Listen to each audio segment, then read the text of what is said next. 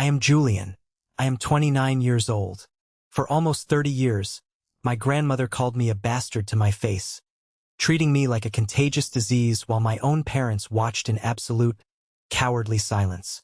While I was working double shifts, scrubbing hospital floors, and sacrificing sleep just to pay for my nursing degree, my family told me to simply deal with her relentless cruelty because her massive real estate empire and their future inheritance were on the line. They laughed at me, isolated me, and humiliated me in front of dozens of guests at every single holiday gathering. But there is one thing none of them knew. I found her hidden safe. I found the sealed genetic testing documents. And right now, the golden children of this incredibly toxic bloodline are sitting in her formal dining room, about to lose every single thing they ever thought was theirs. Before I tell you exactly how I dismantled my family's empire of lies, hit that like button if you believe in justice. And do not forget to let me know where you are watching from in the comments. Now let's go back to where this entire nightmare began. I stood on the sidewalk outside my grandmother's sprawling, 3-story estate. The morning air was crisp, biting sharply at my face, but I felt entirely numb to the cold. I was staring at the massive wrought iron gates of the property, a place that had felt significantly more like a maximum security prison than a family home for my entire life. I watched a sleek, custom black Rolls-Royce glide slowly up the circular brick driveway. The driver's side door opened, and my cousin Preston stepped out onto the pristine pavement. He wore a tailored Italian suit that probably cost more than my entire yearly salary as a registered nurse. He adjusted his expensive designer sunglasses, looked at the massive house with greedy, intensely expectant eyes, and then looked over at me standing quietly by the curb. He did not wave. He did not say hello. He did not ask how I was doing. He just gave me that same pitying, incredibly arrogant smirk he had been practicing in the mirror since we were 7 years old. Preston thought he was arriving to claim his kingdom today. He thought this highly anticipated will reading was going to be his ultimate coronation. He had absolutely no idea what was waiting for him inside the thick walls of that house. I watched him walk up the stone steps, his leather shoes clicking loudly against the pavement, and my mind violently drifted back to the very foundation of this family's deep, unrelenting rot. My grandmother, Beatrice, was the undisputed matriarch of our family. She did not just lead the family. She owned it, body and soul. She controlled the family money, the extensive real estate portfolio, the massive investment accounts, and every single major life decision made within our bloodline. She was a woman who cared about public appearances, social standing, and neighborhood dominance above absolutely everything else in the world. She ran the local HOA meetings like a ruthless, unyielding dictator, aggressively fining neighbors for having the wrong shade of grass or leaving their trash cans out for an hour too long. She sat in the very front pew of her conservative church every single Sunday, wearing expensive pearls and tailored dresses, dropping $100 bills into the collection plate with a deeply judgmental scowl permanently etched on her face. To the outside world, she was a generous, faithful pillar of the community. To me, she was a monster. The reason for her deep, visceral hatred of me was simple, yet utterly insane to any rational human being. My parents, Victor and Sylvia, had conceived me exactly 3 months before their lavish wedding day. In Beatrice's highly critical eyes, my very existence was a walking, breathing scandal that directly threatened her pristine, carefully cultivated reputation. Her church friends had apparently whispered about the rushed wedding 30 years ago, and she never, ever let it go. I was a permanent stain on her perfect family image. From the moment I was old enough to understand the English language, she made sure I knew exactly what my designated place in the world was. I was a mistake. I was a sin. I was a bastard. I remember being 6 years old at our annual Thanksgiving dinner. The dining room table was an absolute masterpiece of wealth, excess, and culinary perfection. There was a massive roasted turkey, shining crystal glasses, heavy silver cutlery, and elaborate floral centerpieces that cost hundreds of dollars. My Uncle Harrison and Aunt Penelope were sitting near the head of the long table, laughing loudly and drinking expensive imported wine. Preston and my other cousin Clara were fighting playfully over the wishbone, their porcelain plates piled high with rich food. I was just a hungry kid looking for a place to sit. I grabbed a small plate from the buffet and walked toward an empty wooden chair right next to my mother. Before I could even pull the heavy chair out from the table, Beatrice stopped me. She stood up from her grand, velvet-lined armchair, walked deliberately over to me, and placed a cold, wrinkled, heavily jeweled hand heavily on my small shoulder. She squeezed my collarbone so hard it actually left a faint bruise the next day. She looked down at me with eyes that held zero affection, zero warmth, and zero humanity. She told me, in a voice loud enough for the entire room to hear, that the main table was exclusively reserved for the legitimate members of this family. She pointed a long, bony finger toward the swinging door of the kitchen. She pointed specifically to a small, wobbly wooden stool sitting right next to the metal garbage can. That was my seat. I looked at my mother. I looked at my father. I waited for them to stand up. I waited for them to push their expensive plates away, take my hand, and walk out that front door to protect their child from emotional abuse. They did not move an inch. My father stared intently at his mashed potatoes, his jaw clenched tightly, his knuckles white as he gripped his fork. My mother bit her bottom lip, her eyes watering slightly, but she looked away and focused intensely on folding her linen napkin. They made their choice in that exact second. They chose their future inheritance, their comfortable lifestyle, and their future college funds over their own son. That was the day I realized I was completely, utterly alone in this vast world. I did not cry. I refused to give her the satisfaction. I took my small plate, turned my back on my parents, walked into the brightly lit kitchen, and sat on that wobbly stool by the trash.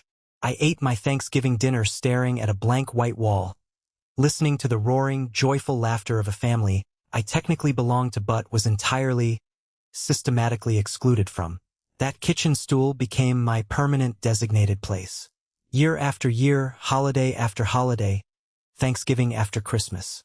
I was the family ghost. I was the walking, breathing lesson of what happens when you bring shame to the great Beatrice. I accepted it because, as a child, I did not know any better. I thought this was just how the world functioned. I genuinely believed some people were born to sit at the grand table in the warm light, and others were simply born to eat cold scraps in the shadows. I was wrong. The table was built on a foundation of massive, unimaginable lies, and I was about to take a sledgehammer to its legs. Growing up in that highly toxic, deeply abusive environment completely warped my sense of reality, my self-worth, and my understanding of unconditional love. The contrast between my daily life and the lives of my cousins was not just obvious. It was aggressively, intentionally cruel. Beatrice made absolutely sure of it at every possible opportunity, treating every family gathering as a stage to perform her favoritism.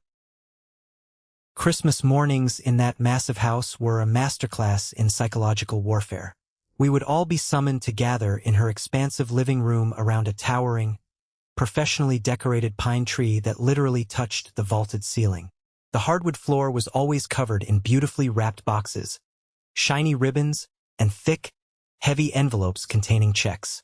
Beatrice would sit in her velvet armchair by the roaring fireplace, acting exactly like a queen distributing wealth to her loyal, obedient subjects. When my cousin Clara turned 10 years old, she received a designer Louis Vuitton handbag and a brand new, top-of-the-line laptop. When Preston turned 16, Beatrice actually blindfolded him, led him out to the front circular driveway, and handed him the shiny silver keys to a vintage, fully restored Porsche. The entire family clapped and cheered wildly as he excitedly revved the loud engine. That exact same year I also turned 16. We were exactly 3 months apart in age. After Preston finished celebrating his new luxury sports car and hugging his parents, Beatrice called me over to her chair. She handed me a used, slightly torn white envelope. It actually had a faint coffee stain on the bottom corner. I opened it in front of everyone, my hands shaking slightly. Inside was a crisp $5 bill and a standard city bus pass. I looked up at her, confused, humiliated, and fighting back tears. She looked me dead in the eyes, her expression completely flat and devoid of empathy, and told me I needed to learn the value of hard labor, because people with my shameful background did not get free rides in life. Preston sat in the driver's seat of his Porsche and honked the horn loudly, laughing hysterically while I carefully folded the bus pass and put it in my cheap canvas wallet. The worst part of these traditions was not the massive disparity in the financial value of the gifts. I could live without a Porsche. The absolute worst part was the deafening, complicit silence from the adults in the room. Uncle Harrison and Aunt Penelope would just sip their expensive eggnog, exchange knowing glances, and laugh softly. They actually treated my ongoing emotional abuse like an inside family joke. I once overheard Uncle Harrison telling my father in the hallway that I was Beatrice's ultimate character-building project. They thought it was absolutely hilarious that I had to wear oversized thrift store clothes with frayed hems while Preston wore custom-tailored suits and imported leather shoes. When I was 20 years old, I was living in a terrible, run-down rented apartment on the bad side of town. The heating system in my poorly insulated building broke completely. It was the middle of January, and the temperature outside dropped to 5 degrees below zero. My bank account was completely overdrawn because I was paying for my community college classes entirely out of pocket, working 2 exhausting jobs just to afford the basic tuition and textbooks. Desperate, freezing cold, and out of any other options, I swallowed whatever tiny shred of pride I had left and called Beatrice on the phone. I explained the dire situation. I asked if I could simply borrow $100 to buy a small electric space heater. I promised, swore on my life, to pay her back with my very next paycheck from the late-night diner where I scrubbed dirty dishes until 2 in the morning. She laughed on the phone. It was a cold, dry, terrible laugh that sounded like dry leaves scraping on concrete. She said handing out money to me would make me lazy, entitled, and dependent. She told me exactly this. Bastards do not get blessings. They get consequences. Put on a sweater. Then she immediately disconnected the call. I slept in my heavy winter coat, a thick wool beanie, and 3 pairs of socks for 2 straight weeks until I could finally afford a cheap, rattling heater from Walmart. My parents watched all of this happen over the decades. Victor and Sylvia were utterly terrified of Beatrice. They knew she held the keys to the kingdom. If they defended me, if they spoke up even once to protect their son, she would cut them out of the will without a second thought. My father would often pull me aside after family dinners, refusing to make direct eye contact, and tell me to just keep my head down and my mouth shut. He said she was old and would mellow out eventually. He constantly reminded me that the massive inheritance money, the eventual payout, would make all this suffering worth it in the end. He was actively trading his child's mental health and basic dignity for a future payday that was never even guaranteed. Eventually, I stopped expecting anything from any of them. I built a massive, impenetrable fortress around my emotions. When I graduated high school as the valedictorian of my class, there was no celebration party. Beatrice did not show up to the ceremony. She told my mother that academic achievements did not magically erase the shameful circumstances of my birth. When it came time for higher education, Beatrice fully funded the massive college accounts for all 6 of my cousins. They went to incredibly expensive, prestigious private universities across the country. Preston spent his 4 years aggressively partying, crashing 2 different cars, and failing half his classes while changing his major 3 times. Clara majored in art history, dropped out twice, and spent her weekends flying to Miami and Aspen on Beatrice's black credit card. I got absolutely nothing. Not a single cent for books, tuition, or food. I worked long night shifts stocking heavy boxes at a grocery store and weekend shifts waiting tables just to afford a community college nursing program. When I finally got accepted into a highly competitive nursing school on a partial academic scholarship, Beatrice actually scoffed at the news. She sat in her pristine living room, drinking Earl Grey tea, and told my mother I was trying to act far above my natural station in life. She said nursing was basically glorified maid work, which was highly fitting for someone with my questionable background. I did not argue. I channeled every single ounce of my rage, humiliation, and abandonment into my heavy textbooks. I studied until my eyes bled. I became a registered nurse. I built a stable, independent life entirely on my own 2 feet. I rented a slightly better apartment. I bought a reliable used Honda. I did not ask my family for a single thing, not a dollar, not a favor, not a reference. I thought I had finally escaped the gravitational pull of Beatrice's toxic orbit. I thought I was free to live my own life. Then came the phone call that drastically changed the trajectory of my entire existence. I was 28 years old. It was a rainy Tuesday evening, and I was just finishing a grueling, blood-soaked 12-hour shift at the hospital trauma center. My mother called my cell phone in an absolute panic. Beatrice had suffered a massive, debilitating stroke. Suddenly, the untouchable matriarch who controlled everyone and everything with an iron fist was bedridden, partially paralyzed on her left side, and entirely dependent on others for basic survival. You would naturally think her golden children would rush to her side. You would think Preston and Clara, who had their entire luxurious lives bankrolled by this woman, would be fighting over who got to hold her hand in the hospital room. They were nowhere to be found. Preston was on a prolonged, luxury vacation in Cabo San Lucas and texted my mother saying that changing his first-class flights would be too stressful for his mental peace. Clara said hospital environments gave her severe anxiety and she needed to focus on her personal wellness journey. Uncle Harrison and Aunt Penelope claimed their corporate business schedules and upcoming charity golf tournaments were simply too demanding to allow them to provide daily care. My mother called me, begging and sobbing into the receiver. She said they could not afford the 24-hour private home care that Beatrice demanded, and Beatrice adamantly refused to be placed in a public rehabilitation facility.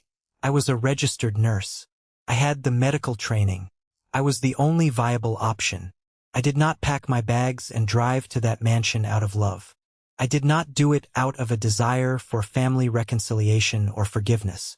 I went out of a grim, heavy sense of professional duty, and perhaps a twisted, dark desire to look down at the powerful woman who had looked down on me my entire life.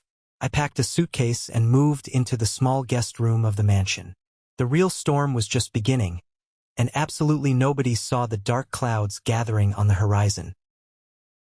Taking care of Beatrice in the immediate aftermath of her severe stroke was a very specific, exhausting kind of psychological hell. Her physical body was severely failing, but her venomous, deeply controlling personality remained fully, terrifyingly intact. Her speech was slightly slurred from the facial paralysis, but she still managed to articulate her insults, demands, and complaints with perfect, cutting precision. I spent my long, physically draining days managing her complex medication schedules, checking her fluctuating blood pressure, changing her bedpans, and feeding her the bland, pureed diet the doctors rigidly mandated. I would sit in the uncomfortable chair by her adjustable hospital bed, patiently feeding her a spoonful of mashed carrots, while my phone constantly buzzed in my pocket. It was Instagram and Facebook notifications. Preston was posting high-definition pictures of himself holding massive, expensive cocktails on a rented yacht in Mexico, complaining in the captions about the ocean breeze messing up his hair. Clara was posting hour-long unboxing videos of new designer shoes and diamond bracelets she had just purchased on the family dime. The golden, beloved grandchildren were aggressively spending Beatrice's money, while the despised bastard grandson wiped the drool from her chin and monitored her oxygen levels. One quiet Tuesday afternoon, I needed to urgently locate Beatrice's supplemental health insurance policy documents to schedule a specialized, in-home physical therapy session. She was deeply asleep, heavily sedated by her afternoon pain medication. I called my mother, and she told me the medical and insurance files were usually kept in a large, heavy metal safe hidden behind a false oak panel in Beatrice's private home office. My mother gave me the 6-digit combination over the phone. I walked into the dark, wood-paneled office. It smelled like expensive cigars, old leather, and decades of hoarded wealth. I found the hidden panel exactly where my mother said it would be, slid it back, and dialed the combination into the heavy steel dial. The safe clicked open with a heavy, satisfying thud. The inside of the safe was meticulously organized. It was filled with thick folders containing property deeds, stock certificates, bank statements, and legal contracts spanning decades. I carefully sifted through the heavy paper, looking for the specific folder marked with her insurance provider's name. Near the very back of the bottom shelf, tucked firmly beneath a thick stack of old tax returns from the late 1990s. My hand brushed against something different. It was a thick, heavy manila envelope. It did not have a neatly typed label like the rest of the folders. It looked old. The edges were worn and slightly yellowed, and the flap was sealed shut with heavy, clear packing tape. Something deep in my gut told me to open it. Maybe it was pure human curiosity. Maybe it was an instinct honed from years of surviving in this house of secrets and lies. I grabbed a sharp brass letter opener from the massive mahogany desk and carefully sliced through the thick tape. I pulled out a thick stack of medical laboratory reports. They were dated exactly 20 years ago. The official, embossed letterhead at the top of each page belonged to a highly exclusive, very expensive private genetic testing facility located in a completely different state. I frowned, scanning the complex technical jargon, the allele charts, and the probability percentages until I reached the plain English summary pages attached to the very back of each individual report. My heart completely stopped beating in my chest. The air in the quiet office seemed to instantly vanish, leaving me gasping. I gripped the sharp edge of the mahogany desk so hard my knuckles turned pure white, desperately trying to keep myself from falling over as the reality of the words washed over me. Beatrice had secretly run comprehensive DNA tests on the entire family 2 decades ago. She must have suspected infidelity early on. She must have hired expensive private investigators to covertly collect hair follicles, saliva swabs, or whatever else they needed from every single child and grandchild in this house, completely behind their backs. I forced myself to read the first summary report. It was for my Uncle Harrison, the man who loved to mock my thrift store clothes. The report concluded with 99.9% medical certainty that Harrison was not biologically related to Beatrice whatsoever. He was the direct product of an affair my grandfather had with another woman before he died.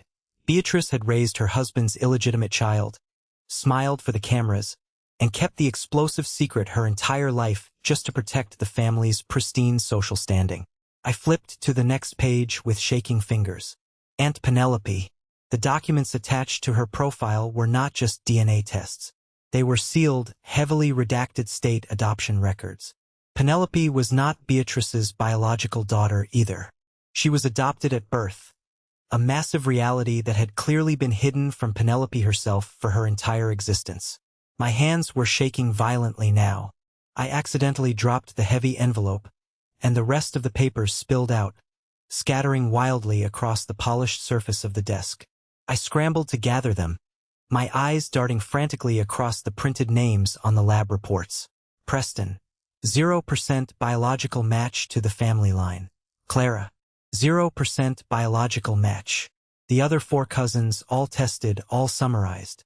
0% biological match. The comprehensive genetic records proved beyond a shadow of a doubt that Uncle Harrison's wife had engaged in multiple affairs throughout their marriage. Her children were not Harrison's. They were not Beatrice's grandchildren. Aunt Penelope's children were also genetically unrelated to the bloodline. This entire family, this untouchable dynasty of wealth and privilege, was a fabricated illusion built on a foundation of infidelity and lies. I dug frantically through the pile and found the final page. My father, Victor, biological match. He was Beatrice's only actual biological child. And then, directly below his file was mine, Julian, biological match. I stared at the black ink on the white paper until the letters blurred and danced in front of my eyes. I was the only one, out of 6 pampered, incredibly wealthy cousins, out of aunts and uncles who paraded around this town like untouchable royalty. I was the only actual biological grandson Beatrice had in this entire world. The woman who had relentlessly tortured me for nearly 30 years over being conceived 3 months before a wedding had willingly spent hundreds of thousands of dollars on grandchildren who were absolute genetic strangers to her bloodline. She treated her only real grandchild like literal garbage, forcing him to eat by a trash can and handing him bus passes, while actively funding the lavish, destructive lifestyles of complete imposters. A high-pitched ringing sound started in my ears. I sat down heavily in Beatrice's oversized leather desk chair. The magnitude of the betrayal was so massive, so incomprehensibly deep and twisted, It felt like the walls of the house were physically closing in on me, crushing the breath out of my lungs. She knew. The dates printed clearly on the lab files proved she knew everything 20 years ago. When she bought Preston that vintage Porsche and smiled for the photos, she knew he was not her grandson. When she handed me a $5 bill, called me a bastard, and watched me shiver in a freezing apartment, she knew I was her only true blood. Why? Why would any human being do this? Was her obsession with punishing my parents' premarital sin so psychotic that it overrode her own bloodline? I folded the papers with slow, precise, mechanical movements. I slid them back into the manila envelope. I took out my cell phone, turned the flash on, and took high-resolution, perfectly clear photographs of every single page, every signature, every genetic chart. I uploaded them securely to a cloud drive. Then, I placed the envelope back into the safe, putting it exactly where I found it beneath the tax returns, and locked the heavy steel door. I walked out of the office, down the long hallway, and went back into Beatrice's bedroom. She was awake now. She looked at me with her cold, sharp, demanding eyes. She aggressively pointed a shaking finger at her water pitcher, demanding a glass. I picked up the crystal pitcher. I poured the water slowly. I handed her the cup, making sure not to spill a drop. I did not scream at her. I did not throw the glass at the wall. I did not demand answers. I looked down at this frail, wicked, deeply sick woman, and a completely new, incredibly powerful feeling washed over my entire body. I was no longer the victim in this house. I was the executioner, and I just needed to patiently wait for the perfect moment to drop the blade on all of their necks. For the next 2 grueling months following that world-shattering discovery in the safe, I played the most dangerous, calculated psychological game of my entire life. I became the absolute perfect actor. I continued my daily duties as Beatrice's primary caregiver with absolute, flawless precision. I drove her to every single medical appointment. I managed her grueling physical therapy routines without a single complaint. I made sure her pillows were fluffed exactly how she liked them, and her afternoon tea was steeped to the exact temperature she demanded. Every single time she made a cruel, passive-aggressive comment about my inexpensive clothes, my lack of a romantic partner, or my low-class career choice, I just smiled. It was a genuine, warm smile, which deeply confused her. I was smiling because every insult she threw at my face just added another heavy brick to the massive wall I was going to eventually crush her with. I carried the explosive knowledge of those DNA tests in my chest like a loaded, cocked gun, and the weight of it gave me an unprecedented sense of peace. My silence was my ultimate weapon, and I was sharpening it every single day. I watched Preston finally return from Cabo San Lucas, sporting a deep, expensive tan and loudly complaining in the living room about how exhausted he was from the rigors of first-class international travel. He walked into the house, barely glanced at me, kissed Beatrice on her unparalyzed cheek, and immediately asked if she could increase his monthly living allowance. He claimed that inflation was making his luxury lifestyle, his expensive dinners, and his sports car maintenance difficult to sustain. I stood quietly in the corner of the room, holding Beatrice's medical chart against my chest, and watched her slowly sign a massive check for him. I desperately wanted to laugh out loud. I wanted to grab Preston by the collar of his imported Italian silk shirt, drag him to the safe, and scream the absolute truth right into his arrogant face. But I held back, biting the inside of my cheek until I tasted copper. A premature explosion would ruin the collateral damage. I needed maximum devastating impact. I needed an audience. I needed the entire family gathered in one room when the bomb went off. As the weeks slowly passed, Beatrice regained much of her speech and a fraction of her mobility. She was a stubborn, terrifying force of nature, refusing to let her body fully quit. One quiet evening in late autumn, after I finished taking her blood pressure and recording the numbers in her logbook, she sat up straighter in her adjustable bed and looked at me intensely. She told me, in a voice dripping with condescension, that I had done an adequate job keeping her alive and functioning. It was the absolute closest thing to a compliment she had ever given me in 29 years. Then, her thin lips curled into that familiar, terrifying smirk I knew so well. She announced that facing her own mortality in that hospital bed had made her realize it was finally time to finalize her complex worldly affairs. She was going to formally update her last will and testament, and she required the entire family to be present for the official reading this coming Saturday afternoon. She looked at me closely, her eyes narrowing, actively trying to read my emotional reaction. She asked, with a mocking, almost playful tone, if I thought the family would be surprised by her final decisions regarding the estate. I looked right back into her dark, calculating eyes. I did not flinch. I kept my voice perfectly flat, entirely professional, and devoid of any emotion. I told her I had absolutely no idea what she planned to do with her money, but I was entirely sure that everyone in this family would get exactly what they deserved. She chuckled. It was a dry, rattling sound deep in her chest. She had absolutely no idea how terrifyingly true my words were. The rest of the week leading up to Saturday was a masterclass in suffocating tension. The family group chat, which I was technically in but never participated in, blew up constantly. My cousins were texting each other excitedly, practically salivating, placing informal bets on who would get the beach vacation homes, who would get the vintage cars, and who would take over the massive investment portfolios. Clara was talking about finally buying a multi-million-dollar penthouse in New York City. Preston was sending links to luxury yacht brochures. They were dividing up the empire before the Queen was even dead. Saturday morning arrived gray, cold, and heavy with the promise of an impending rainstorm.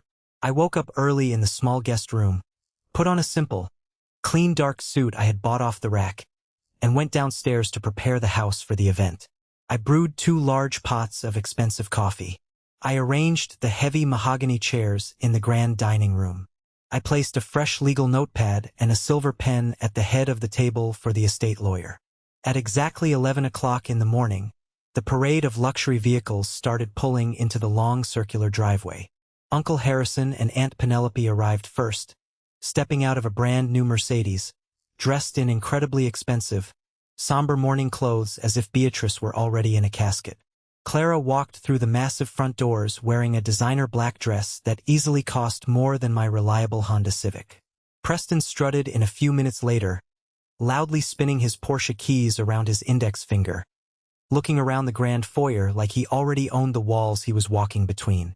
My parents arrived last. They looked pale and intensely nervous, shuffling into the grand house with their heads down, avoiding eye contact with everyone. They quickly took their seats near the middle of the long, polished mahogany table, shrinking into themselves. I walked quietly into the room and took my seat. I did not attempt to sit at the grand table with the rest of them. I intentionally pulled up a small side chair and placed it right next to the swinging kitchen door. The exact same spot, the exact same shadows, I had occupied for every Thanksgiving and Christmas since I was a small child. The family ghost waiting in the wings. Clara looked over at me sitting by the door, rolled her heavily made-up eyes, and whispered something behind her hand to Preston. They both looked at me and snickered quietly. Let them laugh, I thought, feeling my heart pound a slow, steady rhythm in my chest. Enjoy these final, fleeting minutes of your false royalty. At 11:30 sharp, the heavy double oak doors of the dining room swung open. A woman in a razor-sharp, tailored gray suit walked in, carrying a thick, locked leather briefcase.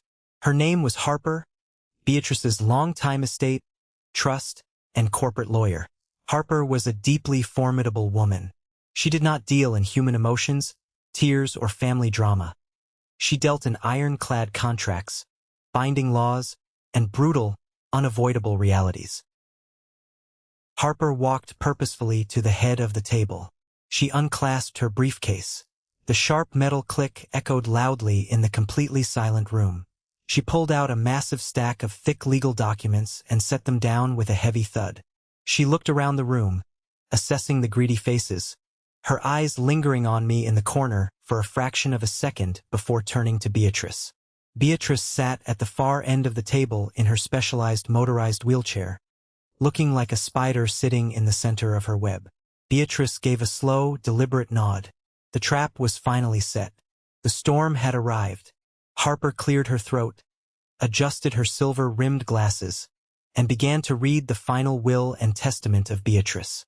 The grand dining room was so incredibly quiet, I could hear my own heartbeat thumping against my ribs, counting down the seconds to the explosion. Harper stood at the head of the massive mahogany table, her presence commanding absolute authority. She did not smile. She did not offer any warm, comforting condolences about the impending passing of our matriarch, nor did she engage in the fake, superficial small talk that my family absolutely thrived on. She simply unclasped her thick leather briefcase. The sharp, metallic click echoed loudly throughout the grand dining room, sounding almost like a judge's gavel demanding order in a chaotic courtroom. She reached inside and pulled out the thick, heavily bound legal binder that contained the absolute final say of my grandmother, Beatrice. The room was so incredibly quiet that you could clearly hear the heavy brass pendulum of the antique grandfather clock ticking out in the main hallway. I sat in my small, uncomfortable wooden chair by the swinging kitchen door, my hands folded neatly in my lap. I was perfectly positioned to watch the faces of every single person in that room. I wanted to burn this exact moment into my memory for the rest of my life. Harper adjusted her silver-rimmed glasses, sliding her manicured index finger down the thick, cream-colored parchment of the legal document. She began with the minor financial bequests. She read through the list of charitable donations with the cold, calculating efficiency of a machine processing data. $5,000 to the local conservative church where Beatrice had spent decades judging her neighbors. $10,000 to a high-end animal shelter that exclusively rescued purebred dogs. $20,000 split evenly between 3 different, highly publicized cancer research foundations. As Harper read these initial figures, my aunts and uncles shifted uncomfortably in their heavy, velvet-lined wooden chairs. Uncle Harrison kept aggressively checking his expensive gold Rolex watch, letting out quiet, heavy sighs. He was clearly impatient to get past the charity and to the real announcements regarding the massive commercial real estate portfolio and the millions in liquid cash. Aunt Penelope poured herself a glass of water from the heavy crystal pitcher in the center of the table and drank it far too fast, her hands shaking slightly with barely contained anticipation. The Golden cousins were getting incredibly restless, whispering excitedly to each other behind their hands and constantly glancing toward Beatrice, who sat at the far end of the table with a perfectly blank, unreadable expression frozen on her partially paralyzed face. Then Harper slowly turned a heavy page. The crisp rustle of the thick paper sounded like a gunshot in the silent, tension-filled room. She looked down at the document, paused for a fraction of a second, and announced the very first major asset distribution. She stated, in a clear, ringing voice, that my cousin Clara would officially receive Beatrice's entire vintage jewelry collection. Harper did not just summarize it. She listed the specific, highly valuable items one by one. The diamond tennis necklace appraised at $15,000. The flawless emerald ring surrounded by platinum. The heavy, solid gold bracelets, and the antique sapphire drop earrings. The collection was officially appraised at roughly $30,000. Clara actually let out a high-pitched squeal that hurt my ears. She jumped up from her heavy chair and hugged Preston so tightly she almost knocked him over. She was already talking at full volume, completely ignoring basic etiquette, bragging about which specific pieces she was going to wear to her upcoming lavish birthday party, and which ones she would immediately place in a secure safe deposit box at her bank. Preston patted her on the back, grinning widely, telling her she absolutely deserved every single carat. Beatrice gave a slow, barely perceptible nod of her head, acting exactly like a benevolent, ancient queen showering her favorite, loyal subject with royal gold. I sat quietly by the kitchen door, keeping my face completely neutral. I thought about the torn white envelope with the stained $5 bill inside that I had received on my 16th birthday. Let her have the shiny rocks, I thought to myself. The real avalanche is coming. Harper cleared her throat loudly to regain control of the room and continued reading. The next name on the legal document was Preston. The entire room collectively held its breath, leaning forward in their chairs. Harper announced that Preston would officially receive the clean, unencumbered titles to the entire vintage car collection. This included the fully restored, mint-condition 1967 Mustang, a pristine 1972 Corvette that had spent decades in a climate-controlled garage, and the keys to a newly purchased, custom luxury Rolls-Royce that Beatrice had apparently secured just months before her massive stroke. The total financial value of the vehicles was absolutely staggering, easily pushing into the high six figures. Preston violently pumped his fist in the air and let out a loud, obnoxious whoop of victory. He was grinning so wide I could see all of his perfectly white, heavily orthodontist-corrected teeth. He immediately pulled out his phone and started bragging to Clara about how he was going to immediately sell the Corvette to fully fund a 3-month luxury backpacking trip across Europe, while keeping the Rolls-Royce for his daily driving around town. Beatrice looked at him, her eyes sharp, and forced her partially paralyzed mouth to form words. She told him, her voice slightly slurred but commanding, to take exceptionally good care of the Mustang because it had been his grandfather's absolute favorite vehicle. Preston promised her he would, thanking her profusely and loudly proclaiming that he was the luckiest grandson on the face of the earth. The sheer, unadulterated entitlement radiating from his pores was physically suffocating. He genuinely believed, down to his core, that he inherently deserved every single piece of that expensive metal just for existing. Then came the older generation. Uncle Harrison and Aunt Penelope leaned forward, practically vibrating with greed. Harper announced that Harrison would receive full control and ownership of Beatrice's primary investment portfolio. She read the specific financial figures out loud so everyone could hear the exact scale of the wealth. The portfolio contained a highly diversified, meticulously managed mix of blue-chip stocks, municipal tax-free bonds, and aggressive growth mutual funds valued at approximately $600,000. Harrison literally stood up from his chair, nearly knocking the heavy piece of furniture over backward in his explosive excitement. He walked quickly around the massive mahogany table, bent down, and hugged Beatrice tightly around her frail shoulders. He told her she was the greatest, most generous mother in the entire world. He promised her, with tears of joy forming in his eyes, that he would manage the investments carefully, consulting his financial advisors to grow the massive wealth for the next generation of the family. Immediately following that, Aunt Penelope received the clean deed to the beachfront vacation property down in Florida, a sprawling house valued at well over $400,000. She started crying uncontrollably right there at the dining table. She dabbed her running makeup with a delicate lace handkerchief, loudly praising Beatrice's endless, unparalleled generosity and talking about the family vacations they would all take there next summer.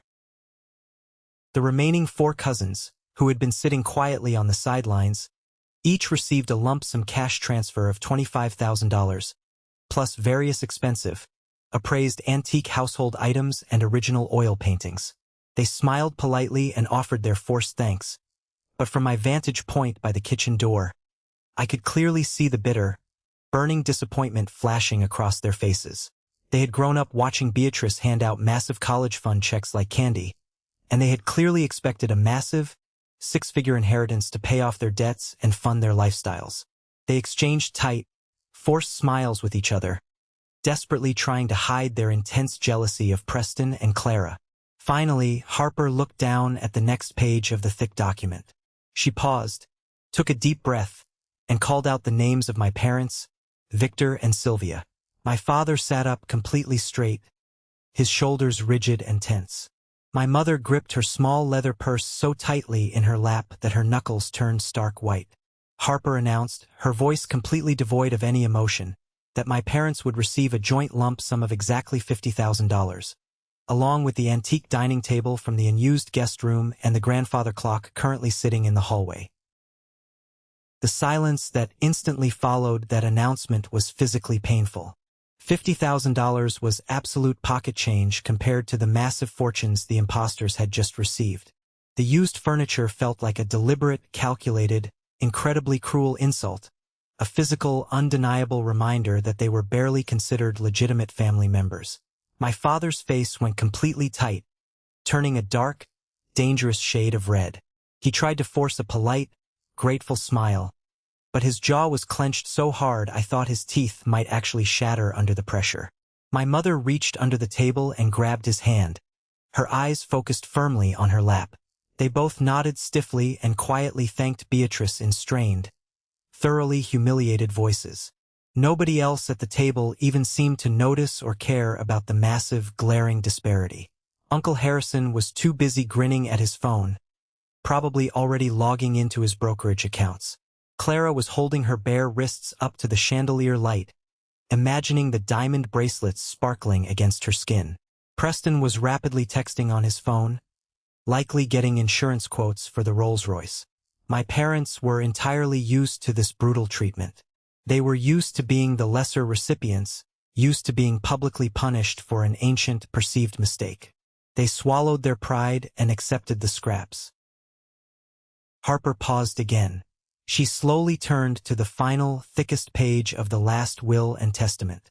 She looked up from the legal documents, and for the very first time since she entered the house, she looked directly at me. The entire room went completely, unnervingly quiet. Every single head turned simultaneously to stare at me sitting in my cheap, squeaky chair by the kitchen door. I could physically feel their eyes burning into my skin. I could practically hear their arrogant internal thoughts, wondering what tiny, insulting token amount, what absolute garbage the family bastard would receive. Preston had a nasty, superior little smirk plastered across his face, like he was actively trying not to laugh out loud at my impending humiliation. Clara looked at me with pure, unadulterated, sickening pity. Uncle Harrison leaned back heavily in his chair, crossing his arms over his chest, waiting eagerly for the final punchline of the joke.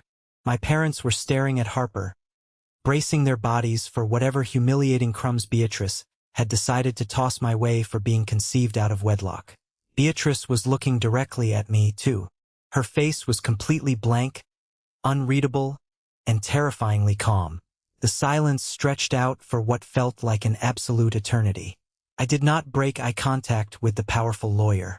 I kept my face perfectly neutral, my hands resting completely still in my lap. I was ready. Harper took a deep breath. Her voice rang out loud and clear, echoing sharply off the dark wood paneling of the room. She announced that I, Julian, would officially receive the clean, unencumbered deed to Beatrice's primary residence, the exact massive estate we were currently sitting in. The property was fully paid off with zero mortgage and officially appraised at $1.2 million. Before anyone could even process that world-shattering information, before a single person could open their mouth to object, Harper raised her voice slightly and continued reading at a rapid pace. She stated that I would also inherit Beatrice's main checking accounts and all high-yield savings accounts, totaling roughly $800,000 in liquid, untethered cash. The room began to physically vibrate with shock, but Harper was still not finished. She delivered the final, fatal blow. She announced that I would also receive the absolute full ownership of the remaining commercial real estate properties, which included 3 highly profitable, fully tenanted rental buildings downtown, valued at approximately $1 million combined. The total inheritance left solely and exclusively to me was roughly $3 million. I thought the worst was over. I thought the shock of the money would be the climax of the afternoon. I was so incredibly wrong. The grand dining room instantly exploded into absolute, unhinged chaos. Preston actually screamed. It was not a word, just a loud, guttural, animalistic sound of pure, unfiltered outrage as he jumped up from his heavy chair so violently it slammed into the wall behind him.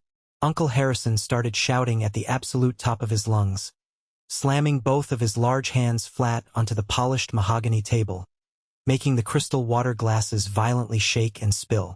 Clara was gripping her hair, shaking her head violently side to side, screaming, "No, no, this is a joke.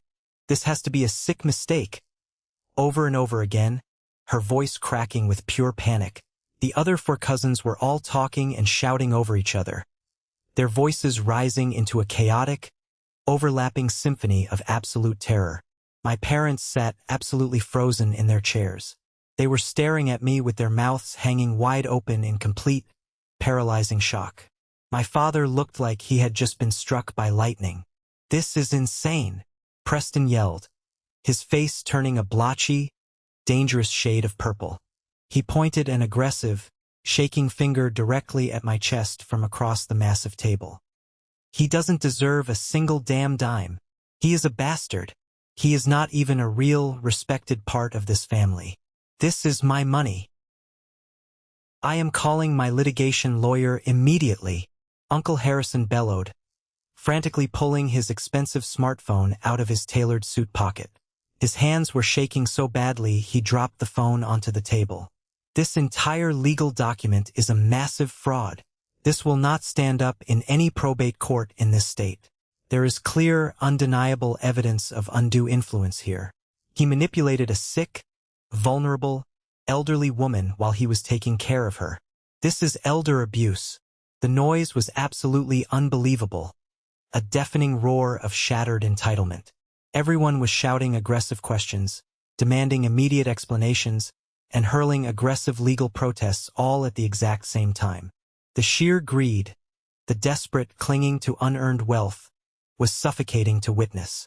Harper raised her voice, attempting to maintain professional control of the room, but the family was completely, entirely unhinged. Clara marched right up to the head of the table, tears streaming down her face, and demanded to physically see the paperwork, hysterically accusing Harper of being bribed by me. I sat completely still in my small chair by the kitchen door. I did not stand up to defend myself. I did not yell back. I simply sat in the shadows and watched the beautiful chaos swirl around me, studying the absolute, naked panic on their faces as their carefully constructed empire of superiority and unearned wealth crumbled into worthless dust. I waited for the right moment, the perfect moment. Suddenly, Beatrice raised her left hand high in the air. Her hand was shaking violently from the lingering effects of the stroke, but the gesture was undeniably commanding. Every single screaming person in the room saw it. The shouting started to die down bit by agonizing bit. The loud, aggressive voices dropped to angry, threatening murmurs, and then, finally, to a tense, heavy, suffocating silence. Beatrice slowly looked around the large table at the desperate people she had funded, manipulated, and controlled for decades. She had an expression on her face that I had never, ever seen before in my entire life. It was pure, unadulterated, terrifying satisfaction. She was thoroughly enjoying this. She forced her words out, her voice remarkably steady, cold, and clear despite her physical condition. She told them, with absolute venom in her tone, that they needed to sit down, shut their mouths, and listen. She said there was one more crucial piece of information they needed to hear today, and it would permanently change absolutely everything they thought they knew about their precious elite bloodline. Harper reached down into her thick leather briefcase once again. She bypassed the standard legal contracts and pulled out the old, worn, yellowing manila folders. I felt a cold chill run violently down my spine because I instantly recognized them. They were the exact folders I had found hidden beneath the tax returns in the heavy steel safe. Harper set the manila folders down on the polished wood table with a soft thud. The room was dead silent now. Everyone was staring at those worn edges like they contained a live, ticking explosive device. I realized in that exact, horrifying moment that Beatrice knew I had found the DNA tests. She had known all along. This entire will reading, the strategic, insulting distribution of the minor assets, the explosive, shocking inheritance granted to me. It was all her final, twisted, psychopathic psychological game. She had meticulously planned every single second of this event just to watch the family violently tear itself apart for her own amusement. Beatrice spoke again. She announced, clearly and without an ounce of hesitation or remorse, that she had ordered comprehensive, highly accurate genetic DNA tests on every single child and grandchild in the family exactly 20 years ago. The room went so completely, terrifyingly silent I could clearly hear the impending rain starting to hit the large glass windows of the dining room. She said she had strongly suspected rampant infidelity in the family for years, and she had finally decided to spend the money to uncover the absolute, undeniable biological truth. The color instantly, completely drained from Preston's face. He fell back heavily into his chair, his mouth opening and closing like a fish suffocating out of water. Clara grabbed the edge of the mahogany table, her perfectly manicured nails digging fiercely into the expensive wood. Uncle Harrison's expensive phone slipped right out of his sweaty, trembling hand and clattered loudly onto the floor, the screen cracking. Harper opened the first manila folder. She pulled out the official, embossed laboratory reports with the prominent medical letterheads and laid them out flat on the table where everyone could clearly see the genetic charts and graphs. Nobody moved a single muscle to touch them. They stared at the white papers like they were soaked in lethal poison. Beatrice looked straight into Uncle Harrison's wide, terrified eyes. She told him, in a voice as cold and hard as solid ice, that he was not her biological son. She told him, in front of his wife and children, that his real father was a random man my grandfather had a brief, meaningless affair with over 40 years ago. The room exploded all over again, but this time it was not driven by financial greed. It was driven by absolute, world-shattering devastation. Harrison jumped up so fast his heavy chair flipped backward and crashed against the hardwood floor with a loud bang. He started screaming at the top of his lungs that she was a sick liar, that the documents were poorly forged fakes, that she was making up psychotic, dementia-fueled delusions to justify her insane, unfair will. Spit flew from his mouth as his face turned a dangerous, stroke-level shade of crimson. His wife sat completely frozen in her seat. Her knuckles were bone-white as she gripped her expensive purse. She looked absolutely terrified, her eyes darting nervously around the room. Beatrice waited patiently, a slight smile on her lips, for Harrison to run out of breath. Then, she turned her sharp, unforgiving eyes toward Aunt Penelope. She explained, completely casually, like she was discussing the weather, that Penelope was adopted at birth. Beatrice said she had never told her the truth, because she wanted to run a lifelong social experiment to see if shared blood really mattered, or if simply raising a child in luxury was enough to forge a real bond. Penelope let out an awful, guttural, choking sob that sounded like an animal in pain. She buried her face in her hands and started crying hysterically, begging to know how her own mother could lie to her every single day of her entire 50-year life. Harper, maintaining her absolute professional detachment, pulled out the next set of papers. She laid out the genetic summaries for the golden grandchildren. Beatrice announced loudly that Preston, Clara, and the other 4 cousins were absolutely 0% biologically related to the family. The DNA proved irrefutably that Uncle Harrison's wife had engaged in multiple affairs throughout their marriage, and Penelope's children were simply not of the bloodline. Harrison's wife broke down crying right there at the table. Surrounded by the irrefutable, scientific medical evidence, she loudly, hysterically confessed. She admitted through heavy, gasping sobs that she had engaged in an affair with a personal trainer 15 years ago. Harrison turned on her like a rabid dog, screaming terrible, vicious, unforgivable names. She screamed right back, accusing him of taking suspicious, undocumented business trips to Miami with his young, attractive assistants. Clara's parents started arguing violently across the table, screaming about primary custody and vicious divorce lawyers. The dining room felt like it was rapidly shrinking. People were standing up, pacing frantically, crying, and pointing aggressive fingers. The entire family structure, the arrogant, untouchable dynasty of wealth and moral superiority they had built their entire identities on, was actively, violently collapsing into a burning pile of infidelity, decades of lies, and cold genetic reality. I finally stood up from my small chair by the kitchen door. My legs were shaking slightly from the massive adrenaline dump, but I locked my knees and stood incredibly tall. I looked directly at Beatrice across the chaotic, screaming room. I asked her a single, burning question. My voice cut completely through the screaming, steady, deep, and loud. I asked her why she had intentionally, systematically tortured me for 29 years, forcing me to eat by the garbage can, handing me bus passes while buying other sports cars, and calling me a bastard to my face, if she knew for an absolute fact that I was her only real, biological grandson. The vicious arguments in the room instantly stopped. Everyone turned to look at Beatrice, waiting for her defense. Beatrice did not look guilty. She did not look ashamed. She did not shed a single tear of regret. She looked me dead in the eye and stated, with chilling absolute conviction, that she wanted to see if I would turn out weak, pathetic, and compliant like my father, or if the extreme hardship would make me strong and ruthless enough to earn what was rightfully mine.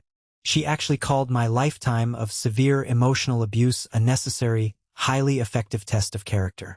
She said I had passed the test brilliantly by putting my pride aside and taking care of her after the stroke, and because of her brilliant, harsh methods, I was now a multimillionaire. She looked at me expectantly. She actually expected me to thank her. I felt physically sick to my stomach. I looked at this frail woman, realizing with absolute clarity that she was truly, irredeemably evil. I told her, my voice echoing in the quiet room, that her test was psychotic. I told her that money could never, ever undo 3 decades of deep psychological trauma. I told her I did not want her twisted, toxic approval, and I certainly, absolutely did not want her forgiveness. My father suddenly stood up. His heavy chair scraped loudly against the floor. For the first time in his entire, cowardly life, Victor looked at his mother with pure, unfiltered hatred. He asked her, his voice shaking with rage, how she could force him to watch his only child be treated like human trash while fake, illegitimate grandchildren were handed sports cars and massive college funds. He told Beatrice that she had aggressively forced him to choose between protecting his son and securing his inheritance, and he would never, ever forgive himself for being weak enough to choose the money. And he told her, pointing a shaking finger at her face, that he would absolutely never forgive her. I grabbed my coat off the back of the chair. I did not say another word to any of them. I turned my back on the screaming, the hysterical crying, and the shattered illusions of the elite family, and I walked out the front door into the freezing, cleansing rain. I thought the battle was over. I was so incredibly wrong. The immediate aftermath of the explosive will reading was a relentless, exhausting, highly aggressive bloodbath of desperate legal threats and completely shattered egos. By Tuesday morning, while I was carefully charting patient vitals at the hospital, my cell phone was absolutely flooded with aggressive, threatening voicemails. Uncle Harrison had immediately retained a highly aggressive, incredibly expensive corporate litigation lawyer downtown. His attorney left a threatening, legally dense message claiming they were filing an emergency injunction to instantly freeze all the estate assets and actively contest the will based on Beatrice's alleged lack of mental capacity. Aunt Penelope's lawyer called 2 hours later, claiming I had exerted undue influence over a vulnerable adult and demanding the entire document be thrown out in probate court, threatening a massive, public lawsuit. I did not panic. The old Julian would have been terrified, but the new Julian had $3 million of leverage. I simply forwarded every single threatening voicemail directly to Harper. She called me back within 10 minutes. Her voice was incredibly calm, bored almost, like she dealt with massive family implosions and greedy relatives every single day before her morning coffee. She told me to come to her downtown office the next morning. I arrived at Harper's prestigious law firm, a sleek, modern, highly intimidating office located on the 40th floor of a glass skyscraper. She introduced me to her husband, Donovan. Donovan was a private investigator who specifically specialized in high-stakes estate disputes, medical record retrieval, and hidden asset tracking. Donovan was a sharp, intensely focused man who immediately got to work. He knew exactly what the Golden Children were going to do. They were going to falsely claim Beatrice was suffering from severe dementia or stroke-induced confusion when she signed the new will, leaving me the real estate and the millions. We needed airtight, undeniable, medically sound proof of her absolute sanity. Donovan spent 3 days pulling every single medical record, nursing log, and doctor's note from Beatrice's extensive medical files. 6 days later, Donovan called me back to the office. He was grinning. He had hit the absolute legal jackpot. He slid a thick, highly confidential medical file across the polished conference table. Exactly 2 weeks before the will reading, Beatrice had covertly hired a highly respected, independent, board-certified geriatric psychiatrist. The doctor had spent 3 full hours alone with Beatrice, conducting rigorous cognitive evaluations, extensive memory tests, and complex logic puzzles. The psychiatrist's official, legally notarized report concluded that Beatrice was 100% mentally competent, sharply aware of her surroundings, and completely understood the exact, devastating financial consequences of her decisions. Furthermore, Donovan found a handwritten letter from Beatrice directly to the doctor, explicitly stating that she fully anticipated her greedy, fake family would aggressively attempt to challenge the will in court, and she wanted this psychiatric evaluation on permanent legal record to completely destroy their lawsuit before it even began. She had planned the legal trap perfectly. The lawsuits and challenges were completely dead in the water before they even reached a judge's desk. But Donovan had found something else, something much darker. He placed a heavy, dusty cardboard box on the table. Inside were 3 thick, leather-bound journals. They were Beatrice's deeply private diaries, spanning over 30 years of her life. Harper poured me a glass of water and told me I needed to read them to fully understand what I was up against. I sat alone in the quiet conference room and opened the first book. Her neat, perfect cursive handwriting covered every single page. She had meticulously documented absolutely everything. She recorded the exact dollar amounts of the massive college funds she gave to Preston and Clara, and in the very next sentence, she noted the $5 bill she had gleefully given me for Christmas. I read the entry from the exact year I was born. Beatrice wrote extensively about her intense, burning, obsessive resentment toward my parents.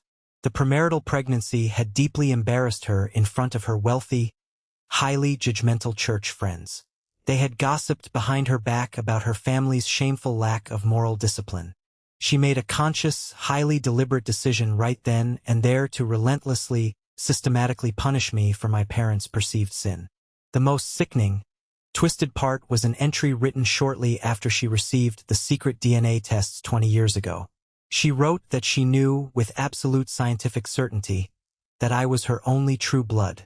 But she also knew that if she exposed the rampant infidelity of Harrison's wife, it would cause a massive, humiliating public scandal that would permanently ruin the family's elite, carefully guarded social standing in the community. She cared significantly more about what her snobby country club friends thought than she cared about the actual truth. So, she actively chose to maintain the expensive illusion of the perfect family with the genetic imposters, while continuing to use me as her designated emotional punching bag to satisfy her own twisted, puritanical sense of moral superiority. She wrote it all down like it was a grand, twisted scientific experiment. She literally noted that treating me like garbage would either completely break my spirit or forge me into someone ruthless enough to inherit her massive empire. I closed the journals. I did not cry. The very last remaining shred of hope I had that my grandmother was simply a product of a strict, old-fashioned generation completely vanished into thin air. She was not strict. She was a deeply calculated, highly malicious, unrepentant sociopath. Armed with the bulletproof psychiatric evaluation and the explicit, documented malicious intent written in her own diaries, Harper filed a brutal, overwhelming motion for summary judgment. When Harrison's expensive lawyers saw the psychiatric report and realized the massive, deeply humiliating public scandal that would instantly erupt if the diaries and the DNA tests were entered into the public court record for the media to see, they immediately backed down. 3 months later, every single legal challenge was formally, legally dismissed with prejudice. It was officially legally over.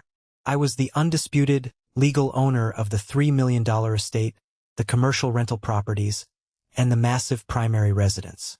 My very first act of ownership was calling a high-end commercial real estate agent. I listed Beatrice's sprawling, oppressive mansion for sale the very next morning. I refused to spend a single night in that house of horrors. Every room was permanently stained with painful, traumatic memories. The kitchen where I ate by the garbage can. The driveway where Preston got his Porsche. The house sold in under 2 weeks to a wealthy corporate developer for $1.3 million in cold, hard cash. I signed the closing papers, handed over the heavy iron keys, and felt a massive, suffocating weight lift completely off my chest. I never looked back. I thought I was ready to move on. But the past always finds a way to demand closure. 6 months after the explosive will reading, Beatrice passed away quietly in a high-end, heavily monitored nursing facility. Her failing heart simply gave out in her sleep. The funeral was held on a rainy Thursday morning at her prestigious, massive church. I attended, wearing a simple, clean black suit, and sat entirely alone in the very back row, far away from the rest of them. The remaining family members filled the front pews, performing a grotesque, highly rehearsed pantomime of grief. Uncle Harrison gave a tearful, entirely fabricated eulogy about what a devoted, loving, incredibly generous mother Beatrice had been. Aunt Penelope sobbed delicately into a tissue, dabbing her eyes for the cameras. Clara and Preston wore dark designer sunglasses and held hands, looking like tragic celebrities. Nobody mentioned the secret DNA tests. Nobody mentioned the bitter, failed lawsuits, the impending, nasty divorces, or the fact that they were all completely broke and desperately living on maxed-out credit cards because the inheritance money they had banked their entire futures on was gone. They performed their fake, hollow unity for the church crowd, and as I watched them, I realized I felt absolutely nothing for them. No anger, no pity, no desire for revenge. Just total, absolute, peaceful indifference. After the service concluded, as I was walking across the wet parking lot to my reliable car, I heard heavy footsteps behind me. It was Preston. He looked absolutely terrible. He had lost a significant amount of weight, the arrogant, expensive tan was completely gone, and his suit looked slightly wrinkled and ill-fitting. He stopped a few feet away from me and shoved his hands deep into his pockets. He looked down at the wet pavement, took a deep, shuddering breath, and actually apologized. He apologized for the Porsche incident. He apologized for laughing at my cheap clothes.